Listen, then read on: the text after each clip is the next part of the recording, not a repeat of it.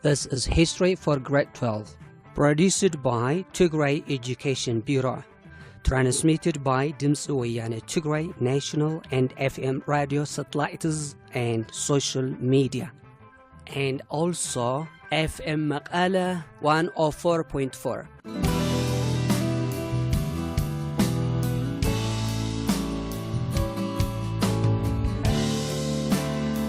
Hello students, welcome to radio lesson History for Grade 12, prepared and presented by Emmanuel Asafa. Students, today we are going to learn about socio-economic activity of Ethiopia post-liberation from Italian rule in Unit 8. Students, after you learn this topic, you will be able to describe about government revenue and proclamations about tax. List down export commodities of the country. Describe about trade and education facilities. Students, please take out your textbook, all page 250. Okay, students, what do you know about Ethiopia post-liberation socio-economic activity?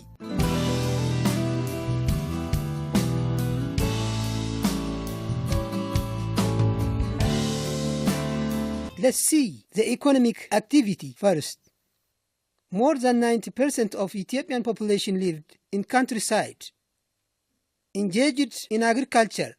Agriculture accounted 60% of the GDP of the country.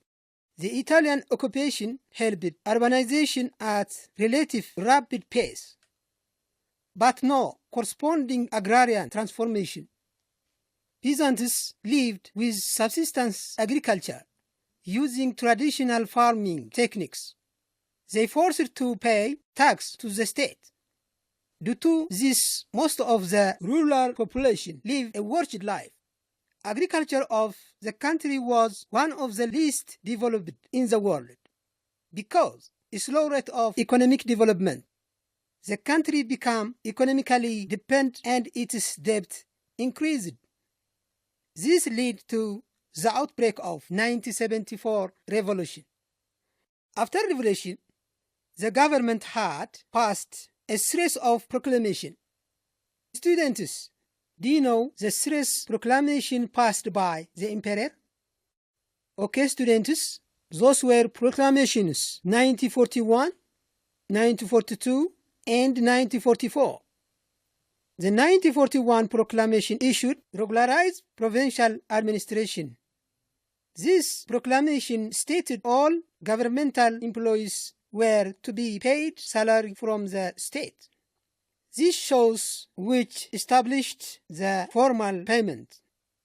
Another proclamation which established was uniform rate of taxation to be paid in official currency. To this effect, land was classified into 3 categories: cultivated land, semi-cultivated, and cultivated land.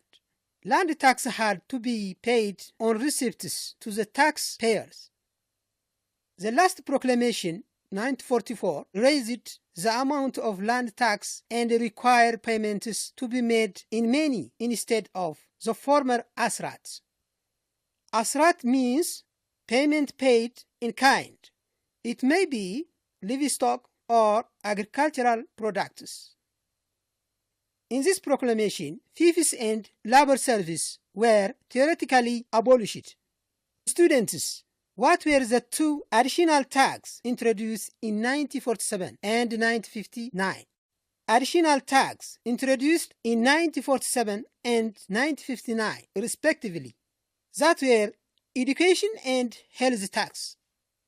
Okay, students, let's see other agricultural activity. Then, on the same period, land privatization. Post-liberation period of Ethiopia from Italian rule witnessed the remarkable acceleration of land privatization. This land privatization mostly practiced in central and southern Ethiopia.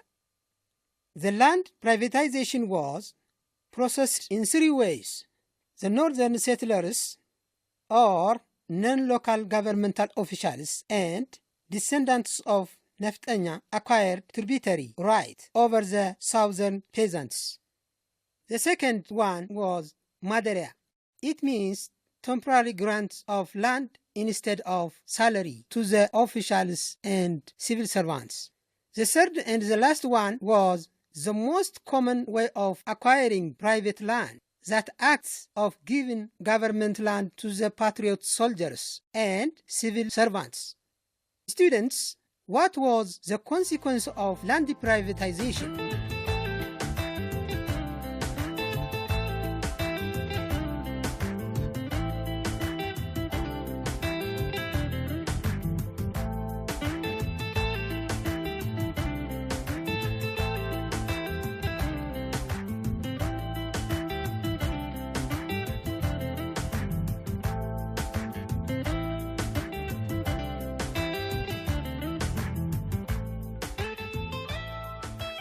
Okay, students, the consequence of land privatization was spread of tenancy. Tenancy means made peasants landless and forced to rented land. Tenancy lead to economic inequality. Another problem related with tenancy was the absence of legal form of contract between the landlords and the tenants.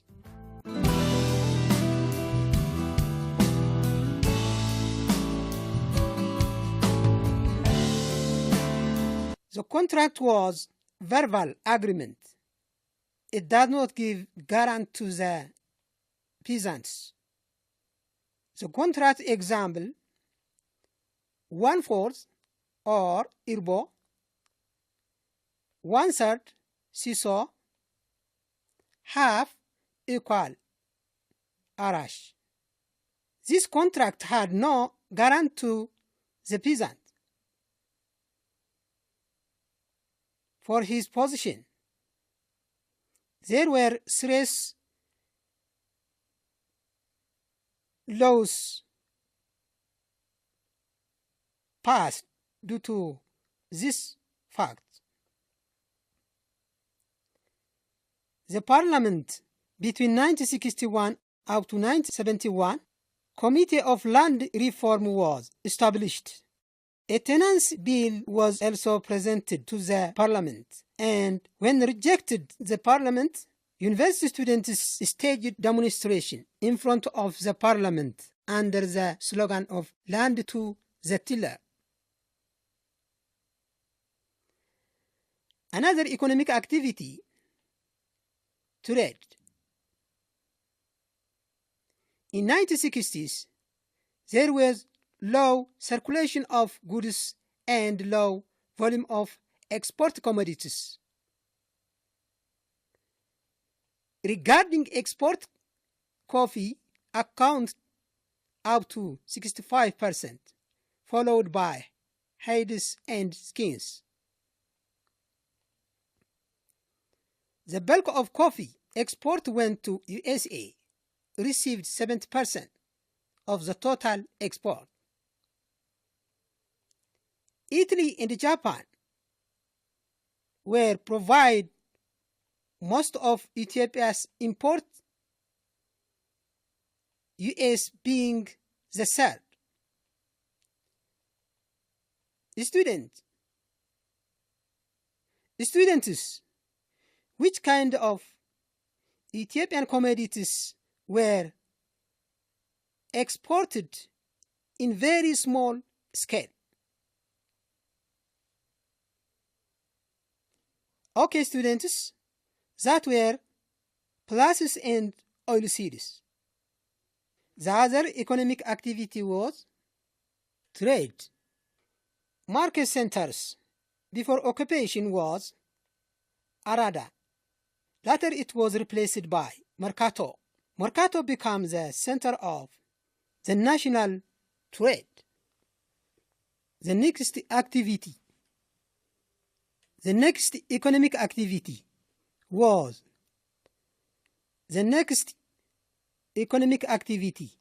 after liberation of Ethiopia from Italian rule was established industry. industry established after revolution.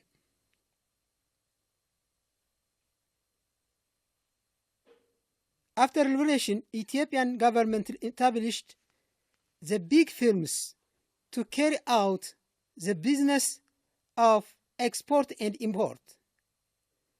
Students, can you tell me an example of the big firms established in 1952?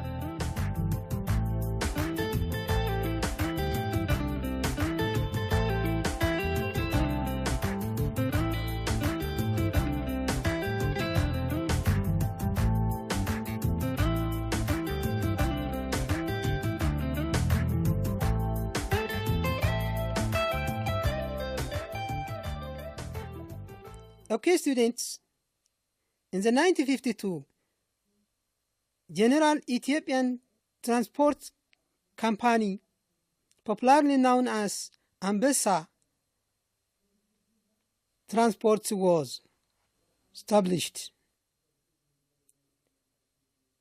It was the share company with a capital of $96 million. There were also established factories with very small production. It focused only on light industry, which can producing consumable products. Students, what do we mean by consumable products? Products used for daily consumption. Those are textile, beverage, processed food, leather, and wood products. The most important manufacturing industry established by Dutch company known as HVA. Students, can you list it down the two major centers of sugar production?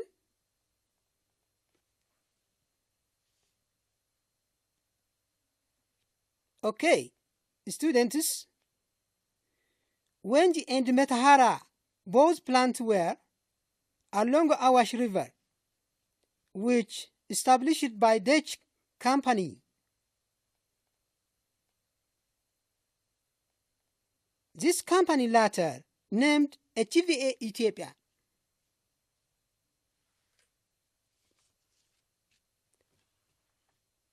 But profits mainly enriched the Dutch rather than the Ethiopian government.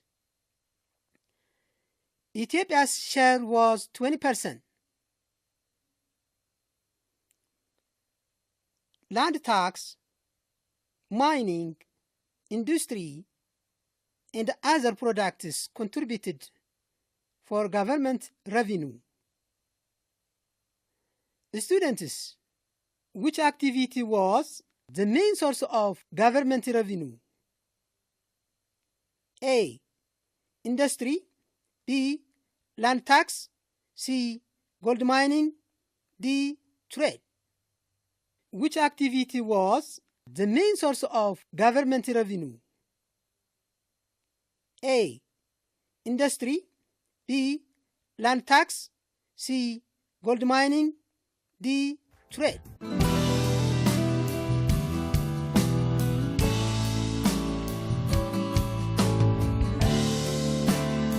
The answer is B.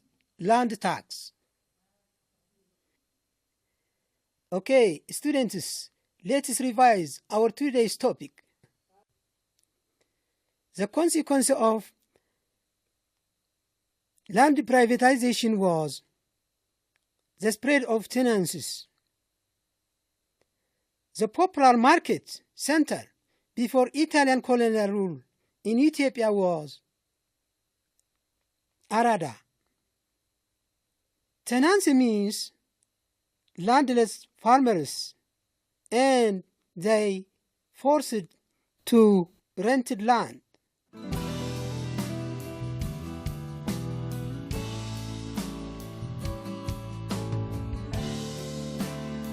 and the additional tax proclamations were the education and health taxes.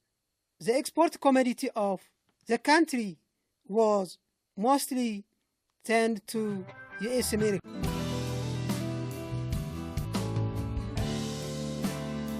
Until next week, goodbye.